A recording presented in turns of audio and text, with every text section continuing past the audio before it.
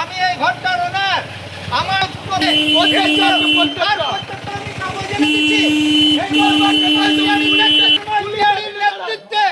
আমাকে মারতে এসেছে এখানে। বৃহস্পতিবার গভীর রাতে আসানসোলের সালানপুরে উত্তেজনা। সংঘর্ষের ঘটনায় আহত হয়েছেন বেশ কয়েকজন, গাড়িতে অগ্নিসংযোগ। পরিস্থিতি নিয়ন্ত্রণে আনতে হিমশিম খেতে হয় পুলিশকে। আর এই ঘটনার রেশ অব্যাহত থাকলেও শুক্রবার সকালেও রাস্তায় টায়ার জ্বালিয়ে পথ অবরোধ করে বিক্ষোভ দেখালেন স্থানীয় সহ বিজেপি কর্মীরা।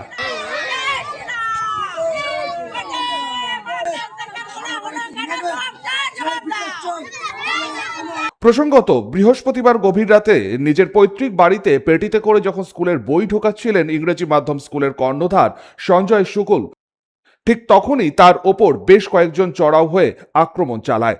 এমনকি এই ঘটনায় আহত হতে হয় তার ভাইকে, এমনটাই অভিযোগ তাদের।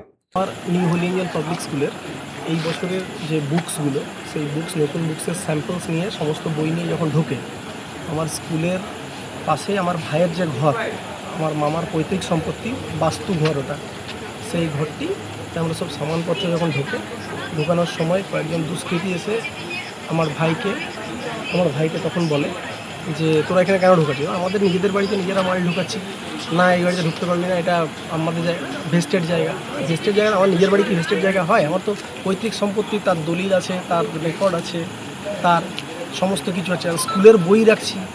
তখন ওই বাবন ধীবর, ওর বাবার নাম উত্তম ধীবর, তার বাবার নাম সতু ধীবর, আর আকাশ বাউরি, তার বাবার নাম বৈদ্যনাথ বাউরি, তার সাথে সাথে মোহিত ধীবর, তার বাবার নাম লেট দীপক ধীবর, আর সঞ্জয় বাউরি, তার বাবার নাম লেট পরেশ বাউরি। এরা ওখানে দুষ্কৃতিমূলক আচরণ করে মারধর করে, জিনিসপত্র কিছু ভাঙচুর, আপনারা দেখেছেন, স্পটে দেখেছেন ভাঙচুর করেছে। আমার ভাইয়ের গাড়িটাতে আগুন লাগিয়ে দিয়েছে এবং পুলিশ সেটা রিকভারিও করেছে। এবার আমরা পুলিশের দ্বারস্থ হয়েছি যে এরকম যদি দুশৃঙ্খলতা চলতে থাকে তাহলে আমরা কীভাবে করবো?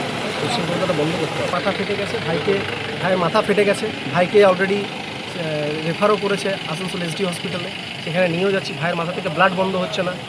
কোন রাজনৈতিক দলের সাথে কেউ যুক্ত ছিলেন কিনা তিনি তা জানেন না। পাশাপাশি তিনি নিজেকেও অরাজনৈতিক ব্যক্তি বলেই দাবি করেন।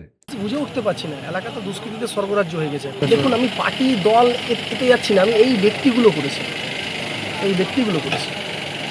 না, আমি কোনো পার্টির সঙ্গে যুক্ত নই, আমি হোলি এঞ্জেল স্কুলেরই কর্ণধার।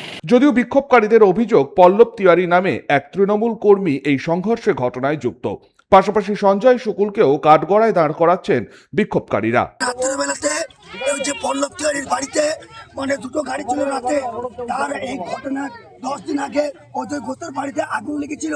তো আমাদের বাবনের বাবা রাস্তা দিয়ে বাজার থেকে কাল রাতে আসছিল, তো এসে পরে গাড়ি থেকে দাঁড়িয়ে জিজ্ঞেস করছে এটা কে করছে রাত্রে বেলা তোরা? তো বলছে এটা আমি করছি, আমি যা করবো আমি বুঝবো। তো ও বলতে গেল বাবনের বাবাকে 3টে ছেলেকে মারধর করলো, পল্লব তিওয়ারি, রনি তিওয়ারি, সেই মেরে ওখানে মাথা ফাটিয়ে চোখে ফাটিয়ে দিয়েছে। সেই ছেলেগুলো আমাদের গেলাম দেখতে, আমাদের বিজেপি ছেলেকেও পল্লব তিওয়ারি, রনি তিওয়ারি, সঞ্জয় শুকুল ওরা মাথায় ফাটিয়ে দিল। এখনো পর্যন্ত আপনার বাবা এখনো এমএল হাসপাতালে ভর্তি আছে, এখনো পর্যন্ত তাদের বিচার নেই।